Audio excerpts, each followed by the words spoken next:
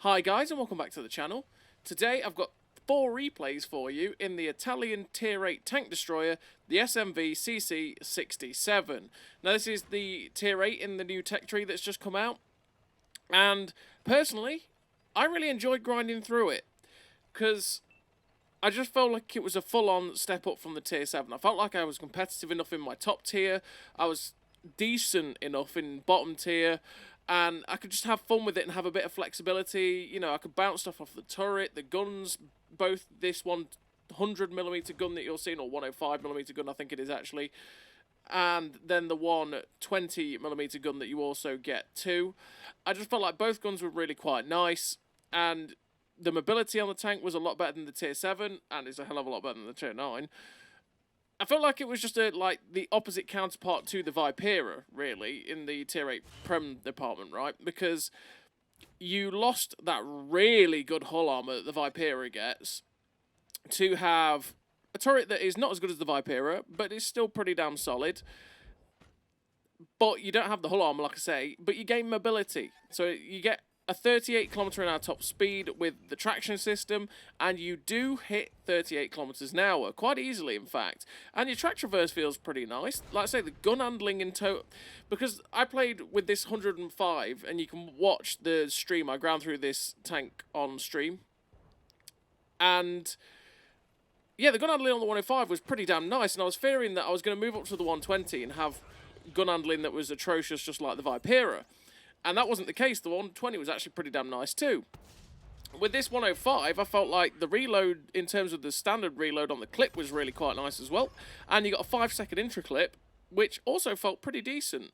The only thing that really didn't help the gun on this 105, really, was the fact that it had 220 standard pen with only 242 premium. Whereas on the 120mm, you had 226, so 6 more standard pen. But you had the ability to load 300 heat pen, which meant that you could deal with pretty much everything you're going to face in this tank, which was a pretty damn nice asset to have. But like I say, I mean, in terms of that, the actual gun handling, the way that the gun behaves, the accuracy and all that sort of stuff just felt great. And it felt like I say, such a step up to playing the Tier 7 below it. And like I say, as well as that, the gun handling, I felt like this, to be honest, I feel like this tank is probably actually better than the Vipera. I feel like it's a lot nicer. Like I say, you do have to put up with the fact that the hull armor isn't that good, and the hull armor does get trashed, but if you go hull down, which is where this tank wants to be, you'll have a pretty great time bouncing things. As long as they're not starting to load premium rounds, and I'm talking Tier 10s and Tier 9s, where they've got, you know, 310, 320, 330, 340 pen, your turret will actually bounce stuff. And if you actually watch the stream as well, you'll see I actually really tested it against the Waffly 100 that was firing at me, and I ended up bouncing quite a lot of his shells when he was firing standard 276mm pen. So I was bouncing 276mm pen pretty damn decently off the turret, and then he switched to premium and he just completely destroyed the turret front. But that's just premium spam in general, right? But yeah, on the whole, I thoroughly enjoyed grinding through this. So what do I run in terms of a crew on the SMV CC-67? Well, I run Born Leader, Rapid Reload, Sixth Sense, Situational Awareness, Trap Mechanic, Steady Aim, Snapshot, Run and Gun, and Clutch Braking. Clutch Braking to make the track traverse on this tank as good as it can be, because I just want to make sure that I can swivel if people try to go around me. All the gun perks, like I say, to make the gun as good as it humanly can be, because it's an asset for the tank that I want to just make better. Being a tank destroyer, naturally, you really want to make the gun really good. And then the other perks that you generally would take on most other tanks. And with having the traction system and clutch braking on this tank, by the way, the track traverse, really, the mobility on this tank really does feel a little bit nippy, which is quite nice. And it's something that you don't, to be honest, you don't really have for the rest of the line. This is the odd one out, really, because the Vipera, I feel like the Vipera as a premium actually fits the tech tree far more than this SMV CC-67 actually does. In terms of just the way it handles. In the fact that the Tier 7, the Tier 9, and the Tier 10 are all fairly slow at like 30 kilometers an hour. Or 35, I think, yeah. And the guns all don't have the best accuracy in the universe.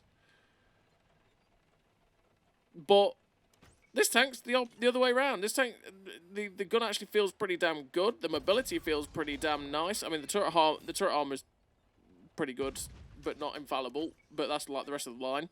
And then, yeah, the hull armor is just not that great. The Viperia is basically like the tier 10 in the way that its hull armor is absolutely godly, except for a bit of the lower plate. And then the gun is fairly derpy.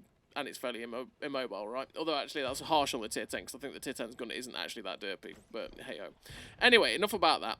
The tier 8 here, in terms of equipment as well, by the way, because I did go over the crew. The equipment I run, the camo net, traction system, and optics. Camo net to make my camo as good as humanly possible, because I get it down to 262 meters of steel concealment, which is really damn good for a tank with armor like this. Let's say traction system to make my track traverse as good as humanly possible and get me up to that 38 kilometers an hour top speed, and optics to be able to spot for myself, because you do only have 360 meters base view range, which is not that great for a tier 8 tank destroyer. And as you can see in this first game, in a tier 10 battle, we ended up with 2 kills, 3.1k damage, the 1,000 assistance, 1,493 base XP, a pretty damn decent game for the CC-67. And you saw where this tank was quite nice, because I managed to get myself quite mobile down the flank, and then use the pretty decent gun handling to hurt the enemy team as much as I can. Or could, I should say. I did have to fire a bit of premium at some of the tier 9s and some of the more heavily armored tanks, because that's what you have to do. I mean, like, this thing firing standard will bounce a lot of shells off that cupola of the Tortoise, whereas you need the premium round to do it. It's just what you got to do. And we're into the second game. And this second game, we're on this map. It'll come back. It'll get there. Moravanka! Hey, we got there. Moravanka. We are on Moravanka, and I decide, you know what? Okay, I'm top tier. Top tier's a good time. Okay, so we're going to go to F2 onto the little ridge and get hull down. Hopefully bounce some shots with our turret and put out the hurt with this 105mm gun. Because, yes, by the way, there's 2 replays with the 105, which you see in here, and then 2 replays with the 120mm gun. And I do think you have the choice between the two, whichever one feels more comfortable. I liked this gun a hell of a lot. And then I thought, naturally, like I say, having played the Viperia's 120mm, I'm probably not going to like that gun. And then I moved up, and it did actually feel like a step up. And it was like, actually, this gun's quite nice, you know. And I think I aced it twice or something like that with that gun as well, which was really nice to do. And, yeah, the tank actually felt pretty damn good with the 120. And I was like, oh, well, okay, then maybe I'll use the 120. Because I was thinking, I might end up sticking with this 105. But I do think it's a solid choice of a gun. You just have to live with the fact that you're not going to have the premium pen to be able to deal with a lot of tier 10s. Well, you'll be able to pen a fair few tier 10s with 242, but there's a chance that there's tier 10s that you're just going to be able to do absolutely jack diddly squat about, right? So yeah, as you can see on this game on Moravanka, we've pushed aggressively into this little position here at E2, and we found this poor little bog horror, and it's like, hello, boggy bogger. Sorry, boggy bogger. Goodbye, boggy bogger. And we got rid of the bog horror there. We're up to 999 damage. That's quite a satisfying damage number, that. And 532 assistance. And you can see the enemy team has basically just not bothered. Not bothered with this flank whatsoever. And it's like, well, okay then. We just crushed the 3 guys that came over here, which is generally the fate of tanks that go this way on Moravanka when most of the team goes to the forest, because you end up having, like, I don't know, it's just one of those things. It seems to be that most of the team goes to the 1-2 line like our team did, and then the enemy team just randomly sends a load of people to the forest where you have no one, but then there's like 3-4 stragglers that go to this 1-2 line, and they just get absolutely wrecked because they face like 14 tanks, and it's just not a good day. But I suppose that happens on a lot of maps, to be fair.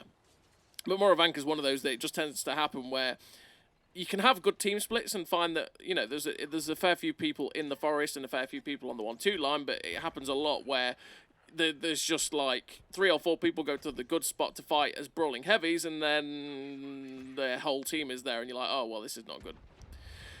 So as you can see, we've used our mobility to get here to F7, and we are now using this ridge to good effect, because this ridge means we are hull down. And this is where the 5-second intro clip is pretty nice for us with this 105, because we managed to keep that hammer perma-tracked with our shots. If you're not running track mechanic in that, you're not going to put the tracks back on in 5 seconds. So that meant we could just keep him tracked and keep slapping the shots into him. And again, 14.6 second reload for the clip. It just feels like you are loading this gun and it's basically not spending much time twiddling your thumbs whatsoever, and you're back in the game. We managed to get a nice shot back into the Lynx 6x6 there to shut him down. And we're just waiting for the gun to reload again. We've bounced a decent amount, 985. You saw us bounce a couple more shots there. And I come over to get a shot into the Bison, but the Bison was being blocked by this Bellerophon, and it's like, well, Mr. Bellerophon, if you're gonna let me get shots into your side there for free, don't mind if I do. And unfortunately, that shot misses on the KV-85, KV-122. Sorry, that's actually a rare tank. You don't see that very often. And it was like, how? Okay. Then the CS-52 Liss gets unspotted, and even though he fired, I still couldn't see him because, yeah, 360 meters view range is a wonderful, wonderful thing. And unfortunately, that means I can't see him, but we do get the shot in to shut down that KV-122 and secure the top gun for the tank. We're going to drive around the corner, try and get the shot into this Bison, which we do manage to get the shot into, and unfortunately, we don't quite reload in time to pick up our 7th kill. We have 1 shot left in the chamber. I could reload, but I decide, no, I'm not going to reload because I'm not going to get the chance to reload the full clip and then get in to kill this CS-52 Liss. And in fact, it didn't matter anyway because we didn't get there to get the chance to fire and kill him anyway. We finished the game with the victory. 6 kills, 4.2k damage, 1500 assistance. The first class, the high caliber, the top gun. 2033 base XP. A pretty damn good game for the SMV CC-67, which is actually pretty stock at this point. Well, half stock is what I'd call it, because I think... Would I call it half stock? I don't know. To be fair, actually, that was everything but the top 120mm gun, so I can't... That's harsh to call it stock. It's not stock at all. But it's everything but this 120mm gun. And we're on to the 3rd replay. And this 3rd replay, we are on mines, which means we're top tier. And we have the 120mm gun. This is where we start to pack some alpha. And you can see the reload's gone up from 14.6 to 20 seconds on the clip. But we're going to start hitting people for 400, which is pretty nice. And like I say, the gun handling is actually still pretty decent for this tank. And what do you want to do on mines when you get it? Stop people taking the hill. You do not want the enemy team to have the hill, because if they have the hill, they win. And as you can see, this Bellerophon is like, yes, I know what I'm doing. I'm taking the hill. So we track him. We track him so it stops him in a place where maybe he was going to take another hit. And in fact, it meant that I could get, well, enough time to get the reload in, and enough people get some shots into him to shut him down, which completely stopped him taking the hill, which is great, which means we have completely stopped their push. I have this little ridge in front of me, which I can go hull down on, use my turret armor. I am loading standard, which is going to be a bit of a problem for this Hydra, because the Hydra is a pretty well armored tank, and 226 pen is not going to do too much of that. You can see I'm just trying to feather the cupola on this M48 round panzer, but it's not quite happening. So I decide, you know what, okay, I'm going. They've pulled back enough that I am going onto the hill. So I've taken the position now where I can back up onto the hill. We get a shot into the M48 round panzer at the side there, and as you can see, he had no problem just going straight through my upper plate. He just went straight through it, no problem whatsoever. I think he was firing premium because I saw the APCR, but still, you see the problem that the hull armor is, even against the tier 8s, and especially when they're firing like 250 pen.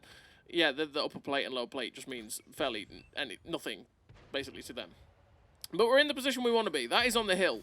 We get a nice shot there into the IS. Just waiting for the intro clip now to go in, because as you can see with this intro clip on this tank, it is 7 seconds now with the 120mm gun, which for 400 alpha at tier 8 is not too bad. If you're thinking in terms of single shot reload, you know. And we managed to get 2 shots there into the IS. I'm now reloading heat because I want to go after the Hydra, because the Hydra, again, is one that I'm just going to struggle to pen with the 226 standard AP, but if I load the 300 heat pen, not as much of a problem. So I'm just aiming for the lower plate there. We get the shot straight through his lower plate, just waiting for our reload again, because once again, we can clip this guy out, and my intra-clip reload is way quicker than his single shot is. And we do manage to, well, we get shot down by the Basotto from behind him, which is great because he just ignored the side and rear to face me and got shot down. We are now reloading AP because we don't need the heat again for any of the other tanks on the enemy team. We're up to 3.6k damage, and yeah, just waiting for the clip to go in before I decide what to do. And I'm going to try and see if I can get over to get a shot into these TDs, but I can't actually get a shot over there, and I think you used to be able to, but that rock is basically, well, not brand new, but, you know, new to the map being updated. And mine's been one of those maps that you don't see all that often. It kind of was like, oh, right, okay, I can't shoot down there. Sure, okay. So because we can't get any shots at those TDs, and I'm just not going to drive around the corner into that round panzer because that round panzer could kill me, I'm going to go get hull down on this little rock over here. And again, this is another one where this rock is kind of not new, but an addition that makes it a bit harder to shoot down into this town. And we're just trying to awkwardly maneuver our gun depression to get a shot into the VK4502A. And we get a nice shot into the side of him there. He's now facing us. We bounce him off our turret again because I'm pretty confident I'm going to bounce a VK4502A on our turret. I am keeping my eye on the medium tank at E5 though, because I'm feeling like he might just come up and start trying to get shots. It is the round panzer. But he ends up getting shut down by the Basotto. I was pretty confident I could get in, help my friends in the cap, shut that VK down, and then I'd be able to reload and turn around and get the round panzer. But I didn't need to in the end because the round panzer ends up getting shut down. There is currently 5 tanks left on the enemy team, and we know one of them is a Canonian Jagdpanzer somewhere, which is kind of awkward. The Jagdpanzer 4 gets spotted down there, so I'm like, well, okay, don't mind if I do. Goodbye, Mr. Little Tier 6. Sorry, boy. We get rid of him, pull back, because we are detected, and I'm not doing that. That Canonian Jagdpanzer will not struggle with our armour, and I don't want to get shut down at this point. We're up to 4.6k damage with 136 assistance, and I'm going to basically go after this Brumbar. It's like, well, I'm safe from the AT-15, the other medium tank I'm fine. Hello, Mr. Brumbar, or Brumbayer, and we managed to get a shot into his side, which actually broke his turret. And I got detected there as I was poking around. I was thinking, is there something over there that I can't see? And it's something that does play on your mind a little bit, playing these TDs, because they don't have the best view ranges in the universe. You end up having this little voice in the back of your head saying, detected. Is that something with good camo that I just can't see? Is that what's causing this? It's enough for hesitation. But we're capping. We're 10 seconds out from capping. I'm thinking, that Canonian Jagdpanzer's surely going to go back to defend the base, right? He's surely going to pressure the base to try and stop us capping. Nope. Okay, then. We'll take the win. That's fine. And we finished the game with a pretty damn nice total for the SMV CC-67. Finished with 5k, 136 assistance, high caliber, the sniper medal, 1778 base XP, a pretty damn nice game for this tank with the 120mm gun.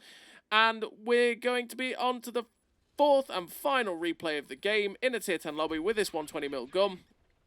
And we are on Swamp. And on Swamp, I am going to go to the position at D7 because there's the little ridge line at D7 that I can get hull down on. I can get shots at people going across the A line trying to get up on top of the hill, and if they do get on top of the hill and try to overextend, I can also shut those guys down, which is why I go there. It's something you do have to be careful of though, because if you do get caught out and they do take the hill and win it quite comfortably, you can also get caught out and shut down very, very easily from that position, and it's just something to bear in mind. And it might be one of those things where you take that position, if you see a decent amount of people go on the hill and then you can't really do too much about it, run away and go to like D5, 6 if you can. So as you can see, this little Vanguard is running through the middle, and he's running into a problem, and that is he's in a swamp. And little tanks don't do well in swamps, and I was laughing my head off with him, getting absolutely scratched. It was like, bye-bye, pest. Oh, karma. Oh, that's instant karma. Oh, that's pain. That's pain. That was 1200 HP. Yeah. And I thought, oh god, I'm dead. I'm so dead. Oh, thank god he bounced. That was instant karma for just laughing at that Vanguard getting absolutely wrecked. Artillery, which is something, by the way, that happens to this line so far. I mean, I've not played the tier 10 yet at this point when I'm making this video, which is what, Friday. I've not played the tier 10 yet, but the tier 7, tier 8, and the tier 9 are all exceptionally susceptible to artillery. Exceptionally. Because they're big, long, no armor on top of the hull tanks, which means that as soon as artillery lands a shell basically anywhere near your engine deck, it pens and it hurts a hell of a lot. Artillery doesn't pen that often these days, and it doesn't do too much damage when it splashes you these days, although it hits you a lot quicker. For these tanks, it just seems to be like, oh, goodbye hit points. Artillery goes, hi friend, and just deletes it, right? Which is really irritating, and it's something that all three of them that I've played so far have suffered, and that is that as soon as the artillery says, ooh, lunch, and shoots at you, it just seems to pen you and wreck everything. And it's just irritating. And that's what happened in this game. But we're going to try our best to make the most of the game with what we've got. I mean, what did we have? Like 200 damage, 300 damage, something like that? With only 100 hit points left now. So far, we're up to 1,500 damage. I've loaded heat because I'm not going to pen the 257 with 226 pen. It's just not going to happen very easily. So I've loaded heat so that I can go through this guy from most angles, although we still bounce that shot. So I can still try and pen this guy. Because side on like that, 226 pen, even side on will not pen the 257 because its armor is just... Again, it's one of those tanks where the armor is utterly brilliant until it faces something that's got a certain level of pen, and then it becomes utter garbage. So as you can see, we got detected there, and I angled my little ass off to get to this little rock. And fortunately enough, we managed to bounce the shot from the 430 version 2. He ends up driving out sideways on to try and get a shot at this E75 or Tiger 2, whichever one it is that's next to me. Looks like a Tiger 2, but yeah, it's probably a Tiger 2.